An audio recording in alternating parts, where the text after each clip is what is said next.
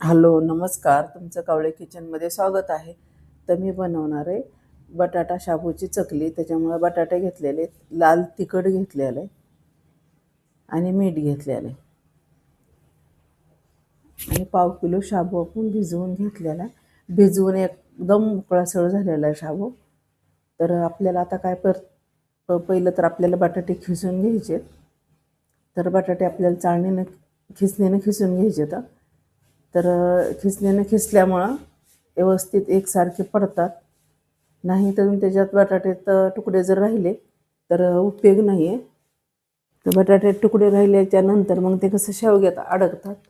त्याच्यामुळं आपल्याला खिसणीनं छानसे आपल्याला बटाटे एकसारखे खिसून घ्यायचे. तर हे बटाटे आपले मस्त खिसून झालेले आहेत. तर हे बघा मस्त एकदम एकसारखे खिसलेले आहेत.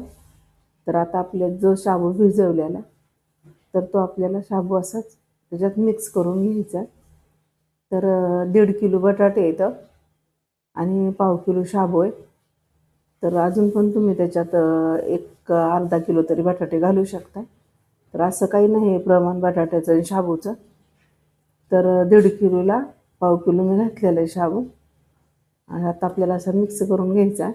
तर मी घेतलेले लाल तिखट 2 चमचे, ते लाल तिखट घालून घ्यायचं आणि मीठ.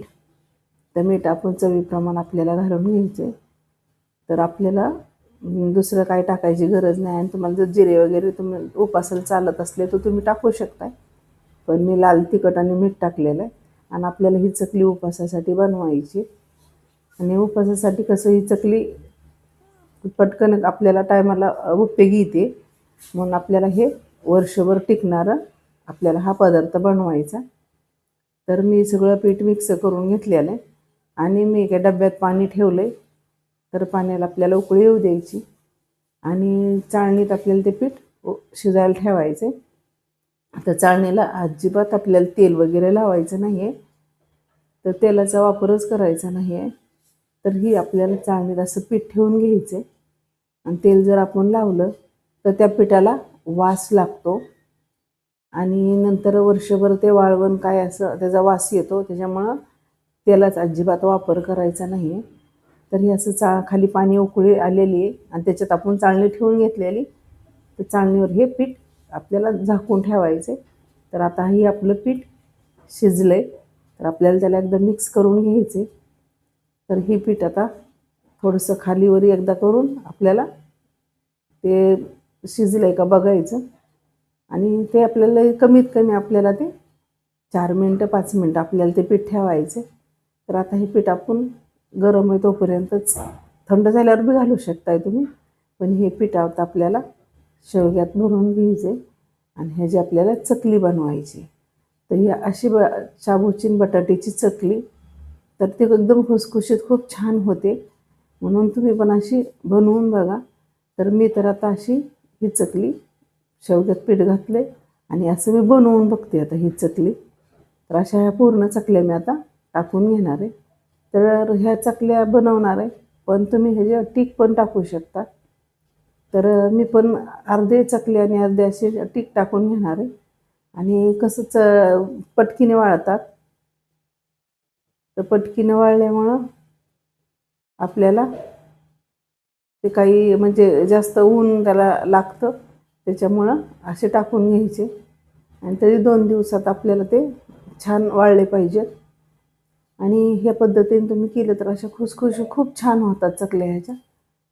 तर शाबू काही शिजवायचं वगैरे गरज नाही, एकत्रच आपण असा मिक्स करून त्याला वाफ काढू शकतो. आणि हे बघा अशी चकली आपली छान झालेली आणि 2 दिवस कडकडीत उन्हात छान वाळवलेली. तर मी असं तर ह्या पद्धतीनं हे बनवून घेतलेले आणि चकल्या मी थोड्याच बनवलेल्या. आता वाळण्यासाठी मी अशा टीक टाकून घेतलेल्या आता. तर हे बघा थोड्या चकल्या बनवल्यात आणि बाकीचे टीक टाकलेले. त्याच्यामुळं ही चकली आपली खडखडीत वाळवून झालेली. तर आता आपण हे तळणार आहे.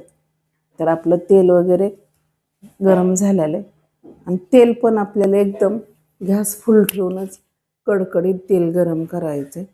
तर असे पटकीने फुलतात गरम तेलात, नाहीतर मग ते तेल पकडतात. आणि अशा ह्या पद्धतीने बनवलं तर अजिबात तेल पण पकडणार नाही. तर हे बघा पटकीन तेलात टाकले की पटकीने फुलतात. तर मी ह्या पद्धतीनं तर बनवलेलं आहे.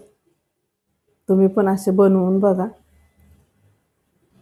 हे बघा दुप्पट तिप्पट फुलतात आपले साईज ते.